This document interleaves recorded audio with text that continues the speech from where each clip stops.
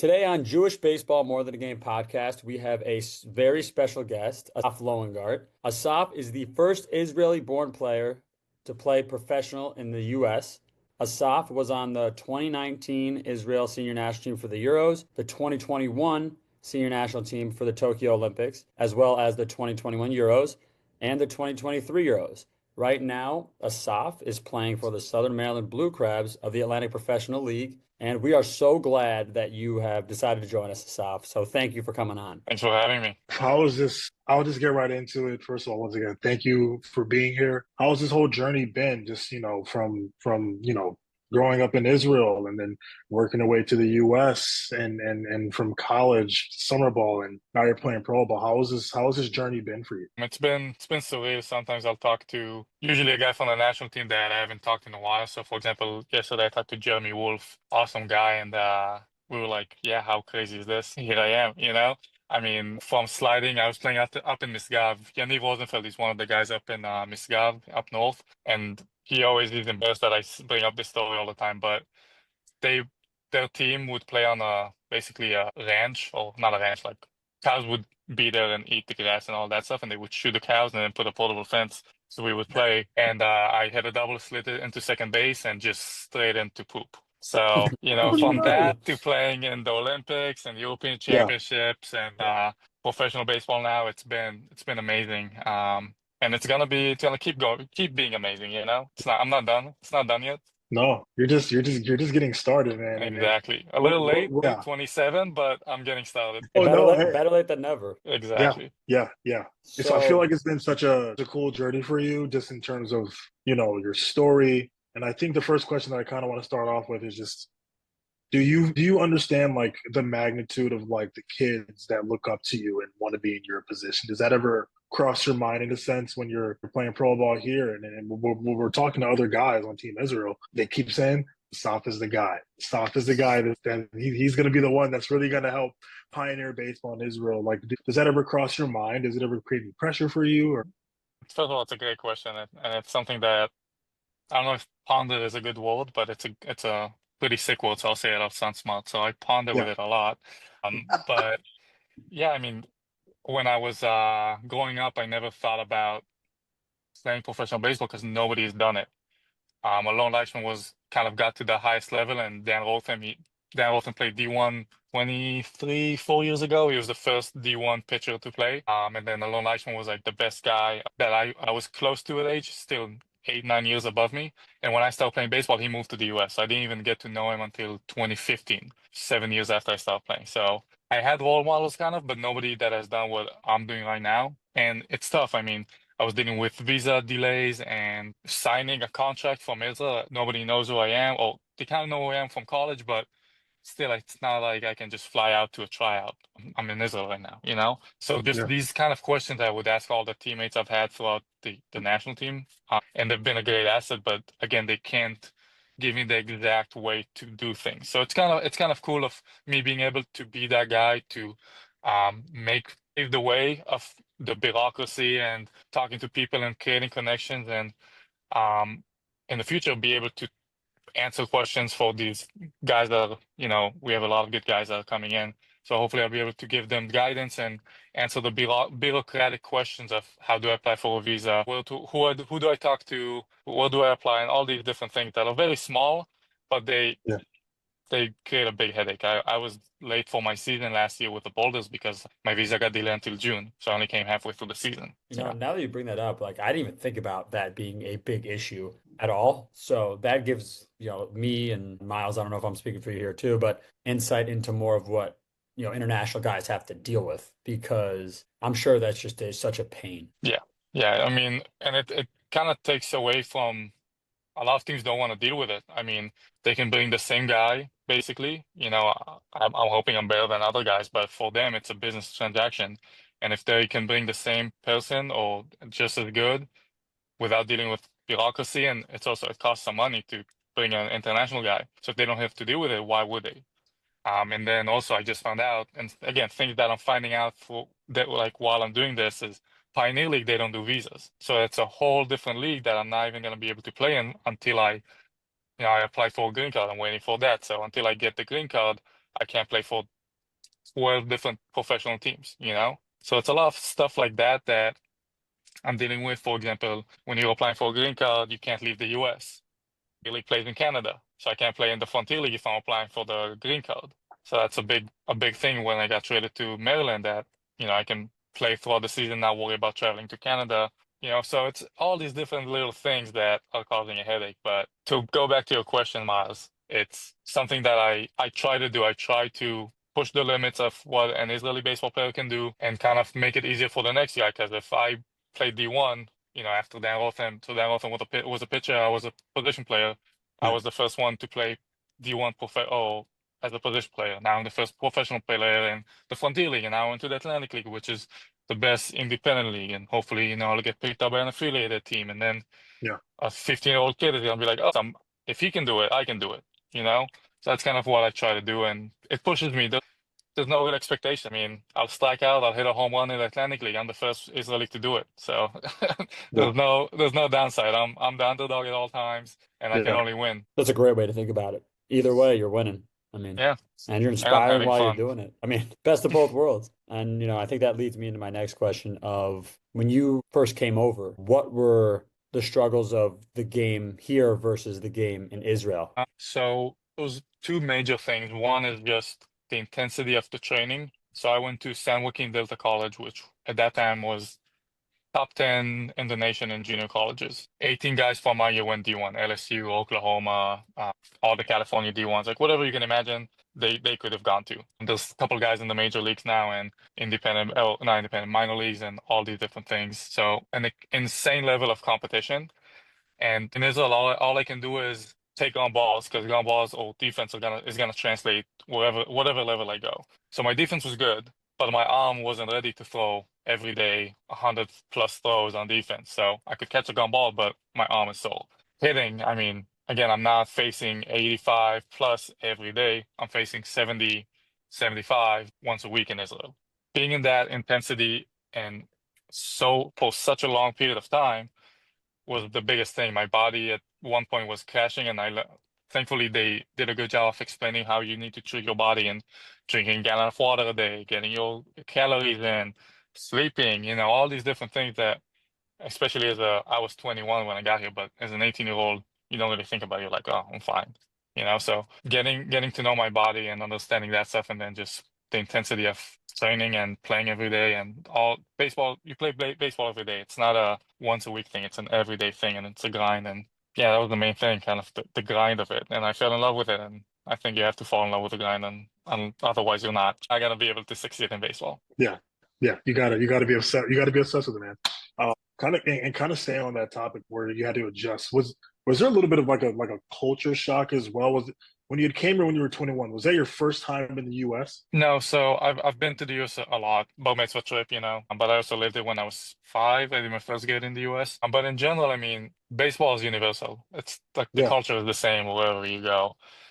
So I never felt like an outsider or anything like that. Sometimes when I played baseball and I sucked, I felt like an outsider, but it's fine. Everybody does. But as far as like the clubhouse, the teammates, could not have asked for a better journey. I've been to a lot of different colleges, a lot of different teams, and everybody was awesome. I That's love great to that. hear. And honestly, that's the greatest thing about baseball. We talk about a lot on this podcast is it is a universal language. You got to do the same things over in Israel and over here to get the guy out, to strike a guy out, to hit a home run, to get a hit. Yeah.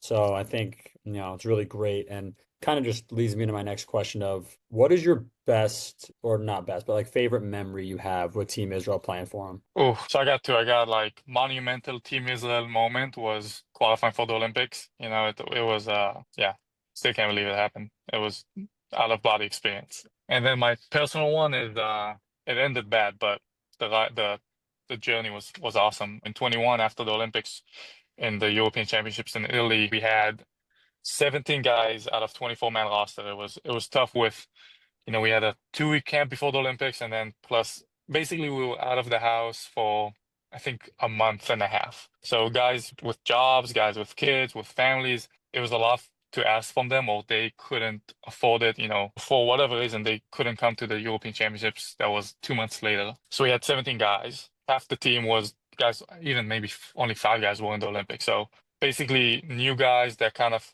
young guys that came in, and we got second place, the best ever finish we had in the European Championships. It was our second time there, we got second place. And in the finals, we played against Netherlands. It was a 2-1 game, and I remember I was playing third base, and I Mount Viz or something like that, and I was like, it's too tight. We gotta score some runs. Like I don't like a 2-1 game. Let's get a couple more runs. Thank you. Run on first base. I'm up, home run, 4-1 game now. I think it was sixth inning, and it's broadcasted on the national sports channel in Israel, Sport Channel 5. My parents are in the stands, and I have a video from somebody inside the stadium, and you can see my dad put his hands up, and he had my jersey from the Olympics, and it said Lowengart on the back, and I'm running. It was just a surreal moment, and I thought I just won us the European Championship. Like I said it, on national TV in front of my family.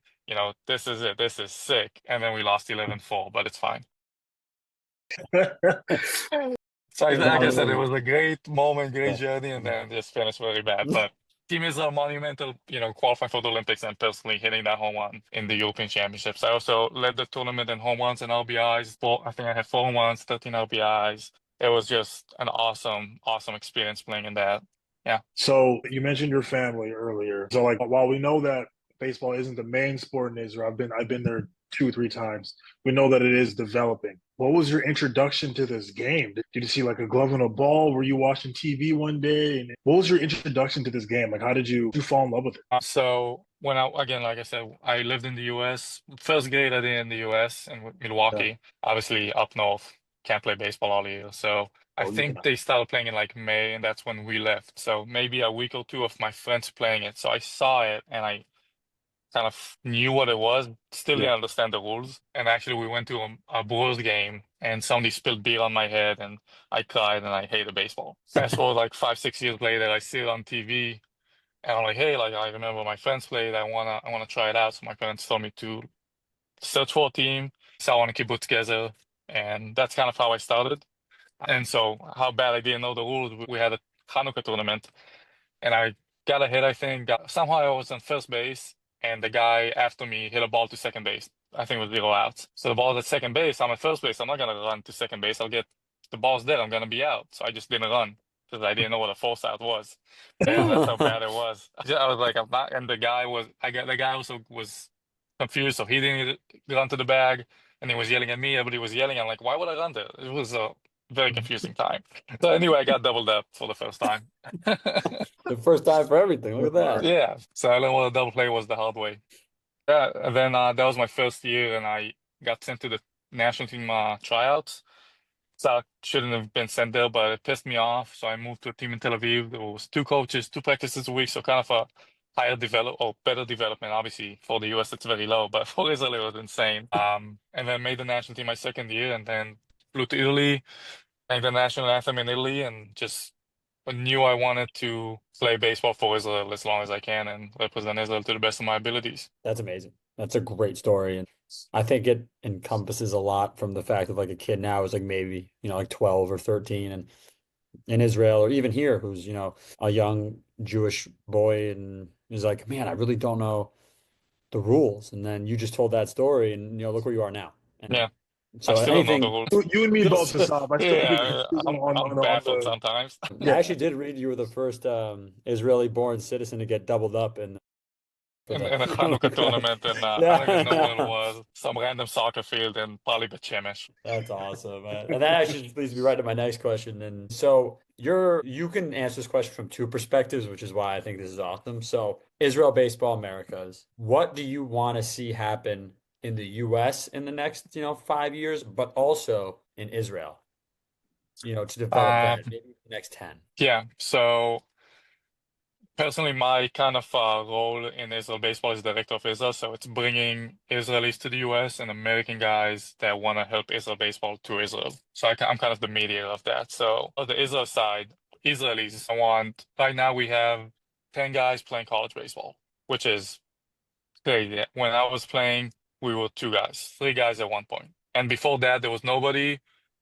There was a lone lineman. So from a lone lineman to Tyler I think it was 8 years. Nobody. So amazing to see that it's the number of guys that are playing high level baseball is growing. So I want to keep that going and getting more and more guys. And then as far as in Israel, I'm hoping to have kind of programs running of guys that for example, taking a gap year or summer, don't want to play summer baseball and want to or develop baseball in Israel, we'll have programs for them in Israel that they can come. We'll have a place for them. They can continue the development of Israeli kids because again, we don't have enough guys, people in general, and the knowledge is limited in Israel. So doing that and also bring coaches to the US, and we're already starting to do it. Mayor Janinski is going to come to the US and run a camp, so he's going to learn how to run a summer camp, and also we're going to bring him to a higher level, a summer ball team or something like that, that he's going to learn higher level baseball. So we're developing coaches and players and also supplementing Israel baseball with people that we need. So I guess one of my follow-up questions to that, so would the, coaches and players coming over here to learn, would they have to, go through those same struggles you did with the visas, or is Yeah, it going to be a shorter? everybody's gonna have to Everyone, do okay. visas. I mean, it's not. I wish I could just snap a finger Yeah. and give a guy a visa. At least, I'll know to tell him what the timeline is, what's the struggle, like what the limitations are, what you can and can't do under a visa. For example, F1 visa, if you're a student, you can't have a job. So, plan financially for that. When you're under a athlete visa, you also can't get paid by anybody else except your team. So during the off season, you have to figure it out. Stuff like that, it's just the little stuff that you need to know going into whatever endeavor you have. Yeah, absolutely. I mean, they're very lucky that you've been through this experience, so you just kind of know and just can help out. So they're very lucky to have you. I hope. Unless you forgot some rules, I don't know. Yeah, yeah. It's And not. then It's also in general, just to add, hopefully every Israeli knows that we have a national baseball team, and every American Jewish person, and every American in general, it doesn't really matter, Jewish or not, will know we have an Israel national team and we're balling out. heck yeah. Come on now. Yeah, this is awesome. This is awesome talking to you and just hearing your perspective on anything. Is there anyone, ball player or whoever, that's kind of been like sort of a mentor for you and how to maneuver all this? Is there someone that comes to mind? Just look up the rosters from every national team. Every one of those guys. Yeah, the most, let's say, the prominent ones are, again, it's gonna be a long list, but Blake Gailey and Ty Kelly are kind of like my hitting coaches. Not kind of, they're my hitting coaches. And Blake is a legend in Lancaster in the Atlantic League. So No. kind of talking to him just now about what spring training even looks like, Atlantic League travel, stuff like that. He's been awesome. And then Ty obviously playing the big leagues, World Baseball Classic, Olympics. Great mentor. I mean, I go, I think for the past 4 years I've gone, I stay with him in LA and hit with him for like 2 weeks to a month every year. And Blake will be there as well. And they've been tremendous in my development hitting wise. Zach Penpraise, mental performance coach, just opened up a website and a product that he sells for athletes. Amazing kind of breathing coach, mental coach, friend, just whatever you can, just a great guy. So he's been helping me a lot. Mitch Glasser, indie ball legend, Israel baseball legend, all Olympic team. I also did an off season with him, learned a lot from him, and he's still super instrumental to my development as far as just understanding stuff, how to go about my business the right way and stuff like that. Kindler, Danny Valencia. I mean, the list goes on and on and on. I mean, these guys all of them have taken me under their wing and, understand. I think they just saw how much I'm trying and they felt bad. Cool. So they're like, okay, let's help this guy. You I mentioned mean, some big leaguers, and like, is there anyone that like you sort of model your game after? Is there like a big leaguer current or past that you look at? You're like, that was for me. It was Aramis Ramirez. That's why I play third base because Aram he's my idol. Is there any yeah. who's that guy for you if there is that guy, or you got your own style? So when I was young, when I just started playing, I was super small. I mean, I'm 6'1" now, but I think I was like 5'5", 5'6" until 10th grade. I was like tiny. So I was playing second base because they couldn't throw the ball. So I was looking at small players that, playing second base. So Dustin Pedroia, and I loved the greediness he had. So I love that guy. I never do stuff like that. Like I'll never buy something because somebody famous has it, but I bought his glove, which is, I think that's the only time I've ever bought something because a famous guy used it. Had the DP15 glove, the Wilson one. And then obviously I saw Kinsler play and I loved watching him play because again, I followed Pedroia, Kinsler, Chase Utley because he was also small, but he was jacked. I was not jacked. I'm still not jacked. But just those three guys. And it's funny because for an Israeli guy who's always surrounded by Jews, I never thought about, oh, Kinsler's Jewish, so I'll follow him more. Because for me, everybody's the same. I never had that thought like, oh, Jewish, not Jewish. It's just everybody's like Jewish, especially in my communities. Not until I got to this, I kind of understood like, oh, he's Jewish. Like it's a big thing, There's not a lot of Jewish baseball players. And then it's funny, we were in Arizona for like a 5-day camp, I think. And I was playing shortstop. He was playing second base, and we're turning double plays just off of fungo. And Valencia was playing first base. And I was so just taking it all in of like telling it all play with Kinsler right now, throwing it to Danny Valencia. Like, what is going on right now? So I couldn't throw to first base, and Valencia was like, dude, figure it out. And then I figured it out. It was fine. It was like 2 plays. I was like, let me just enjoy this moment. I don't care where the ball goes. And he was like, hey, lock it. And I was like, okay, did it. But it was a silly moment kind of. And I think Ty Kelly was playing third base. So it's just, what is going Oh, on? It was amazing. It was a good time. And yeah, so again, Pedroia was the main guy I kind of followed just because he was small, gritty. Yeah, gritty. Gritty is the right word. Yeah, yeah. gritty. Yeah.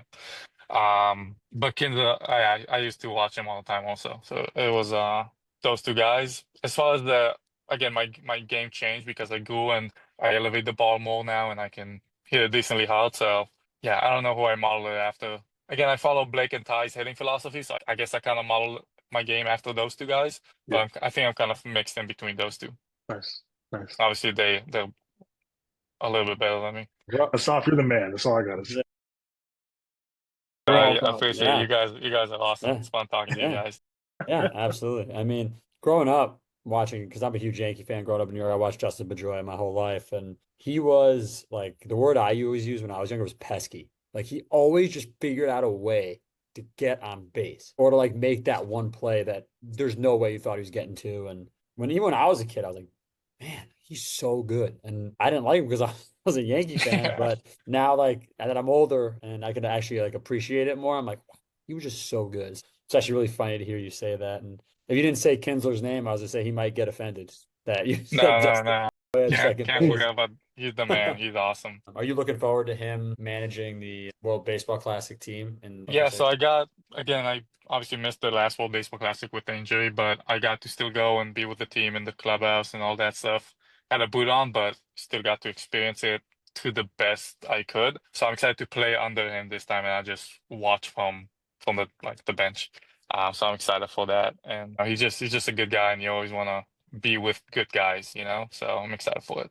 Yeah, I mean, absolutely. I guess one of my last questions I have for you is, in that locker room, I'm sure like you have the Israeli baseball players and then you also have the American, Jewish baseball players. So what's that culture kind of like when you all are in the same place? Hectic, let's say that. No, it's a lot of conversations that you wouldn't have at other club national teams or clubhouses. We're talking about politics, we're talking about history, we're talking about whatever you can think of. Because guys, again, you want to learn from the source a lot of things, how are things in Israel actually, not from some news report that, who knows. But you have a guy like in the Olympics, we had me living in a moshav pretty close to the border. We had a loan from a kibbutz, like kibbutz gezer. We had Tal from Givatayim, and Shlomo has been living in New York for a long time, but he's from Tel Aviv. So many different opinions in four guys, and guys are asking questions. I'm fighting alone to the death about whatever, you know. So it's just always talking, always arguing, and guys want to learn a lot about it. So again, it goes both ways. I want to learn about baseball, so it's awesome. You'll have so many different conversations going on. But again, and it's pretty funny because those guys will be shocked. Well, not shocked. It's the first time they'll be with another Jewish baseball player in the club in the same team, or like some guys have never played with another Jewish baseball player. And for me, again, it's not anything special. So it's fun to see that stuff. Yeah. Yeah, I mean, sounds crazy. That sounds like Yeah. an experience in itself. I think just gosh, I would. You know what I would do to be in that clubhouse just to hear some of those conversations. That's just amazing. That's just amazing. And like I said, we're all proud of you. We're looking forward to having you on the show more and continuing the conversation. We're going to be continuously rooting for you throughout the season. And do you come to Chicago? Because in all the Frontier League, I know that you were in Chicago for the other team. But does that is Yeah. No, I think Lexington is the most will go west. No, I don't think. No, we don't have a team. I don't think there's a team in Chicago. I was there. I was just there any year for the Yep. The Yeah, event. yep. Yeah. I think I'll probably be back there at some point for another event if they want me. But we were playing in Chicago, Windy City Thunderbolts. I played there last season, one like a 3-game series. But yeah, who knows? I mean, I didn't think I'll end up traded, so might get traded. Who knows? The life of a pro athlete. Yeah, You never just know what the trying to next day is coming. day by day, trying to ball out every day. So I guess I actually do have one more question for you. Obviously, thank you for coming on, and Yeah, of it's such course. an honor It's for been you to awesome. be here. Yeah. So I guess my last question to you, and for any listeners who may be of the youth and youth and or younger, what is one piece of advice that you could give them about baseball and about being Jewish? Because I think that's just really important right now. Yeah. I think as far as baseball, it's understanding that you're gonna get told no, and that should fire you up. It might be a teammate that says you're not good enough. It might be a coach that cuts you from a team, and that shouldn't put you down. It should bring you up and make you fight even harder because that's that chip on the shoulder that is gonna go with you the entire journey and just push you to be better. And just have unrealistic goals. 'Cause, like, everybody can have realistic goals and reach them, but if you have unrealistic goals and you reach them, it's pretty cool. So yeah. And as far as being Jewish, I guess the same thing, just have that chip on the shoulder. We've been through a lot as a whole nation, people, and we just gotta keep fighting and keep chugging along. It's nobody can put you down if you have nowhere else to go. That's the Golden Meal saying. We have no place to go. That's our secret weapon. Yeah. Very well said. Very well said. Assaf, once again, thank you so much, man. This is an absolute honor. We'll be keeping track of you throughout the entire season, and forever in Chicago. I'd love to see you. We'd love to see you and have another conversation in person. We're looking forward to the WBC. We're looking forward to the Euros. Thank you so much. Best of luck with everything. We look forward to having you on again, man. Appreciate you Thank guys. you. It's been awesome. Great conversation with you guys. Yes, sir.